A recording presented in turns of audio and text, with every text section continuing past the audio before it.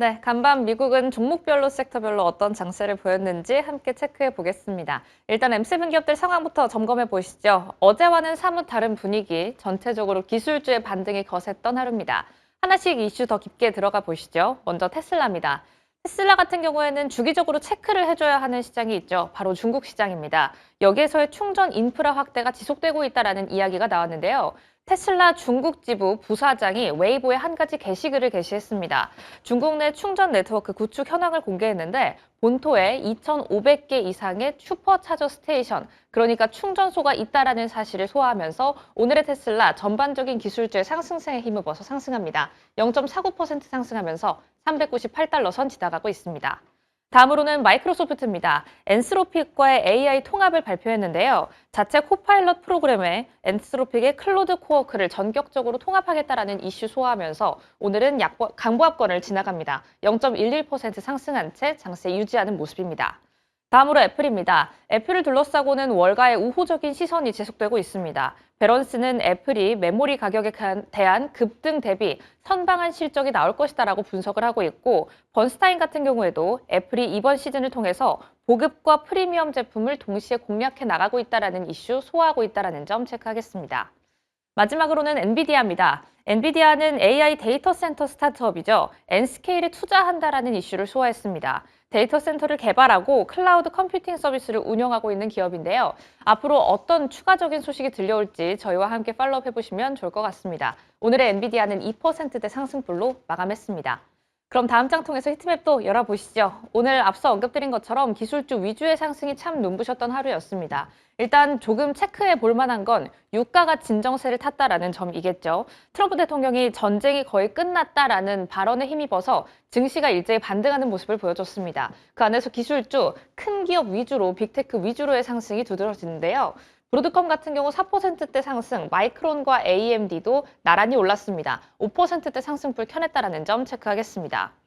이 안에서 다만 좀 우려를 섞일 만한 시선을 보낼 만한 건 마이크론 테크놀로지인데요. 일단 장중에는 실망 매물이 출회되면서 장중 1%대 하락폭을 보이기도 했지만 장 막판으로 갈수록 말아 올리면서 결국에는 상승불로 전환한 채 마감했습니다.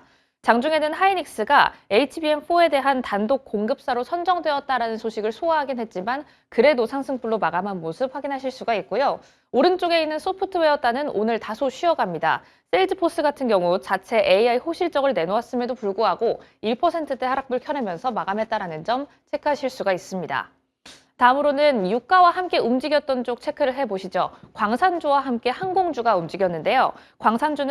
광달러 여파 하락 출발 후 원자재 가격에 대한 급등에 반등불로 마감하는 모습을 보여줬고요.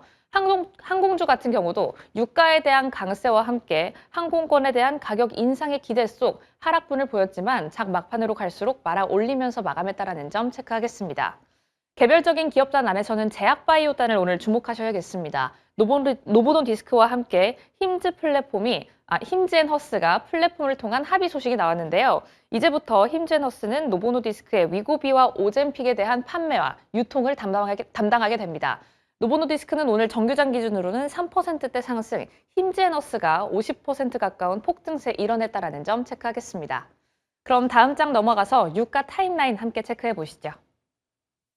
요즘 우리 증시를 두고 롤러코스피다라는 단어도 등장하고 있는데요. 이 롤러코스피는 사실 유가에서 착안된 단어겠죠. 간밤 유가도 정말 롤러코스터 같은 장세를 연출하는 모습을 보였습니다. 일단 이란의 전쟁 뉴스로 유가가 지금까지 한때 배럴당 120달러 수준까지 치솟았다면 간밤에는 참 많은 변동성을 자아냈던 하루였는데요.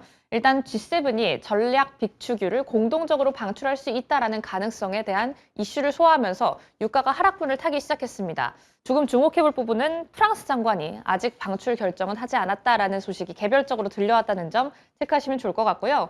여기에 하락분을 더해줬던 건 트럼프 대통령의 발언이었죠. 전쟁이 막바지로 가고 있다. 나에게 계획이 있다라는 발언을 소화하면서 이 CNBC의 인터뷰가 나온 기점을 출발로 함께 하락분을 만들어가는 모습을 보였습니다. 현재는 배럴당 81달러 수준으로 떨어져 있는 흐름 체크를 하실 수가 있고요.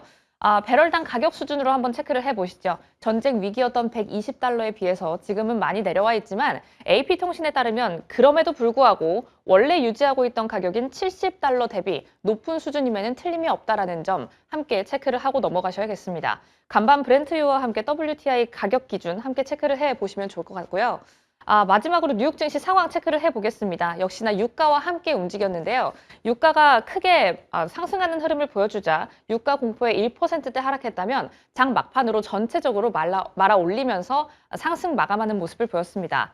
이렇게 롤러코스터 같은 유가, 이 안에서의 중심은 어떻게 잡아봐야 할까요? 지금 바로 고민하러 가시죠.